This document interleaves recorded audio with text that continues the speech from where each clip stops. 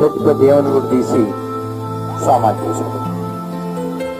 ఇప్పుడు సంఘంలో ఒకసారి 3,000 మంది రక్షణ పొందారు, ఒకసారి 5,000 మంది రక్షణ పొందారు. మొత్తం సంఘం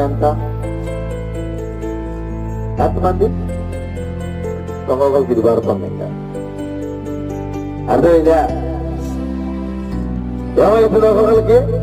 ఓ అమ్మో, అబద్ధం చెప్తేనే చచ్చిపోయారు. ఏం చెప్పినంత?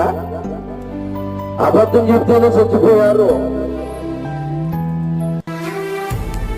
పేతురు అబద్ధం ఆడాడు,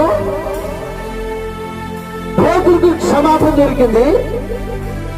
పేతురు దగ్గర అబద్ధం ఆడాడు, చచ్చిపోయారు. మరణకరమైన పాపం ఉంది, మరణకరము కానీ పాపం ఉంది. నువ్వు ఏ పాపం లేదా ఈ రాత్రి ఒకసారి నేను పరిశీలన చేసుకో. తెలిసి